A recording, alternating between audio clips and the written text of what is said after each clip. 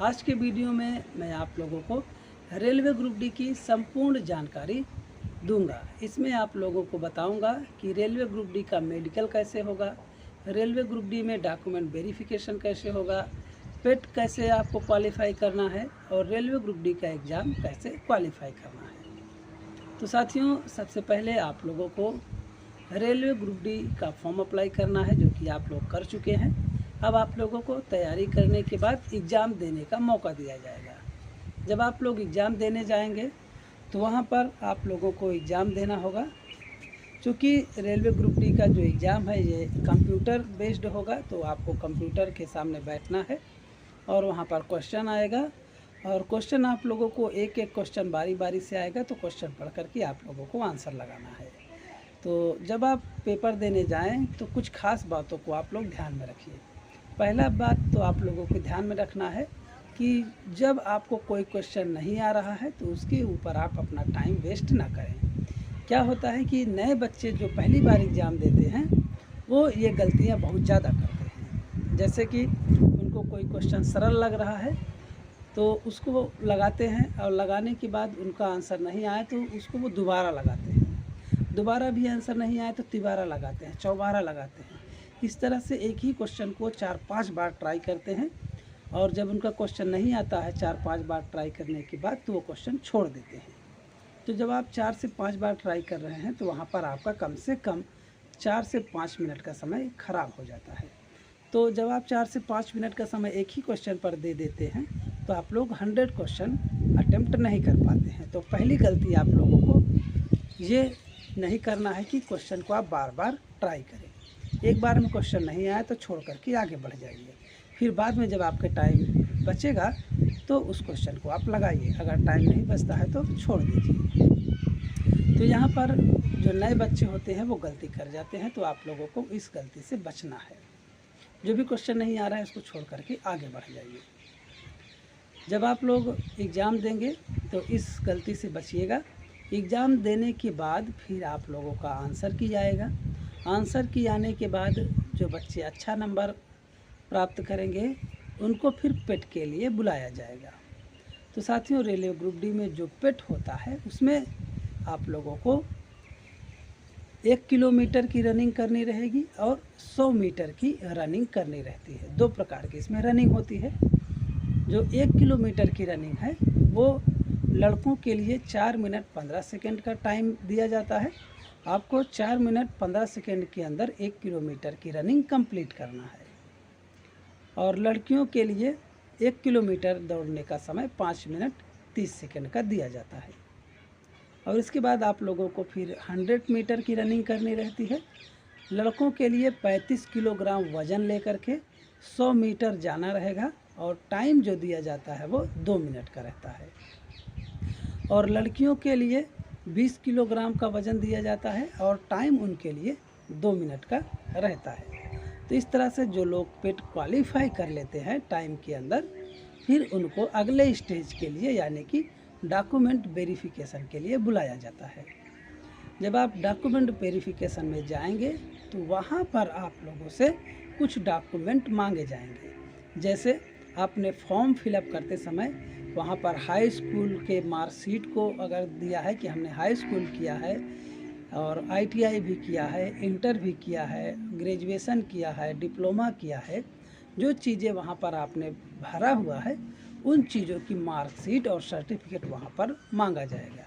जैसे जो high school दिया है कि हमने हाई स्कूल किया है तो उससे हाई स्कूल का मार्कशीट और सर्टिफिकेट लिया जाएगा। जो लोग इंटर किए हैं उनसे इंटर का, ITI किए हैं तो ITI का, इन सब सर्टिफिकेट को वहाँ पर आपको सबमिट करना रहेगा। उसके साथ साथ आप लोग जिस कास्ट से संबंधित हैं, जैसे कुछ लोग SC कास्ट से संबंधित होते हैं तो उन्हें SC कास्ट का सर्टिफिकेट देना होता है, जो कि रेलवे ने पहले से ही एक प्रोफार्मा दिया है। उस प्रोफार्मा में आप लोगों को कास्ट सर्टिफिकेट बनवाना रहता है। EWS के लिए EWS सर्टिफिकेट देना होता है और ST के लिए ST सर्टिफिकेट और OBC के लिए OBC सर्टिफिकेट देना रहता है। इसके बाद में आप लोगों को फ़ोटो मांगा जाता है, फ़ोटो वहाँ पर देना रहेगा। इसके साथ में आप लोगों को कुछ और डॉक्यूमेंट वगैरह दिए जाते हैं। तो उस डॉक्यूमेंट को जो भी वहाँ पर और मांगा जाएगा, जैसे आधार कार्ड मांगा जाता है तो आधार कार्ड, पैन कार्ड और एक आईडी, इस तरह से वहाँ पर आप लोगों को देना रहेगा। इस तरह से डॉक्यूमेंट वेरिफिकेशन हो जाएगा। डॉक्यूमेंट वेरिफिकेशन के बाद फिर आप लोगों से मेडिकल का टाइम दिया जाएगा कि आप लोग किस तारीख को मेडिकल के लिए आइए, वहीं पर टाइम आप लोगों को दे दिया जाएगा। जब आपको मेडिकल की डेट मिल जाएगी तो उस डेट को आप लोगों को जिस हॉस्पिटल में बुलाया गया है उस हॉस्पिटल में जाना रहेगा। जैसे ही आप लोग उस दिन हॉस्पिटल में जाइएगा, सबसे पहला चेकअप आप लोगों का यूरिन और ब्लड का होता है। जैसे ही यूरिन और ब्लड का सैंपल ले लिया जाएगा, आप लोगों को फिर खाने के लिए भेजा जाएगा कि आप लोग जाइए खाना खा करके आइए। और खाना खाने के बाद आप लोगों का फिर अगला चेकअप हो जाता है चेस्ट का एक्सरे। चेस्ट का एक्सरे लिया जाता है। उसके बाद फिर ईसीजी हो जाएगा। ईसीजी होने के बाद फिर आप लोगों का हाथ और पैर चेकअप किया जाएगा कि हाथ और पैर बराबर काम कर रहे हैं कि नहीं कर रहे हैं। अगर हाथ पैर में कोई टेढ़ापन है, जैसे हाथ किसी का टेढ़ा है, पैर किसी का टेढ़ा है, टूटा हुआ है, तो फिर वहाँ पर उनको प्रॉब्लम होने वाली है। तो इसलिए आप लोगों में अगर कोई दिक्कत है तो आप लोग पहले से ही इलाज करवा के रखिएगा। किसी का हाथ टूट गया है और टेढ़ा हो गया है तो वहाँ पर उसको भी प्रॉब्लम होने वाली है। और किसी के पैर में अगर टेढ़ापन है, मुड़ा हुआ है, फ्लैट फुट है, तो भी यहाँ पर आपको प्रॉब्लम हो सकती है। क्योंकि बहुत सारे डिवीज़न ऐसे हैं जहाँ पर फ्लैट फुट भी चेक किया जाता है। तो हो सकता है कि आपके डिवीज़न में फ्लैट फुट अगर चेक किया जाएगा तो आप लोगों को फ्लैट फुट से बचना होगा। इसके बाद फिर आप लोगों को आगे टेस्ट के लिए बुलाया जाएगा, जिसमें आई टेस्ट होता है, आँख का चेकअप। आई टेस्ट में आप लोगों को निकट दृष्टि दोष चेक किया जाएगा, दूर दृष्टि दोष चेक किया जाएगा, नाइट विज़न चेक किया जाएगा। उसके बाद फिर आपको बाइनोकुलर विज़न भी चेक किया जाएगा। इसमें आप लोगों के आँख में एक चश्मा लगाया जाता है, जिसमें एक आँख में हरे रंग का कांच लगा रहेगा, एक आँख में आपको लाल रंग का कांच लगा रहता है।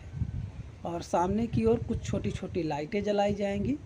आपसे पूछा जाता है कि किस कलर की लाइट जल रही है और कितने लाइटें यहाँ पर जलाई गई हैं। जैसे 5 रंग की लाइट है तो आप लोग बोलिएगा कि 5 कलर की लाइट जल रही है। फिर उसमें आपसे कलर भी पूछा जा सकता है कि कौन कौन से कलर हैं। जैसे लाल रंग की 2 लाइटें हैं तो आप बोलिएगा रेड कलर की 2 लाइटें, हरे रंग की 1 है तो हरे रंग की 1, अगर पीली है तो पीली रंग की कितनी लाइटें हैं वो आपको बताना रहेगा।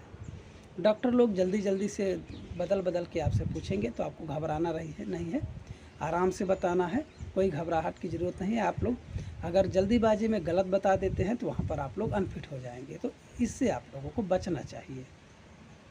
इसके बाद आप लोगों को दूर दृष्टि दोष के लिए एक सी मार्का रहता है, ऐसा सी, उसको पूछा जाता है किस ओर इसका मुंह खुला है। अगर लेफ़्ट साइड में खुला है तो लेफ़्ट बोलिए, अगर ऊपर साइड में ऐसे खुला हुआ है तो अप बोलिए, नीचे साइड में खुला है तो आप लोग नीचे डाउन बोलिए। इस तरह से आपको सी मार्कर दिखा करके पूछा जाता है कि किस साइड में इसका मुंह खुला हुआ है।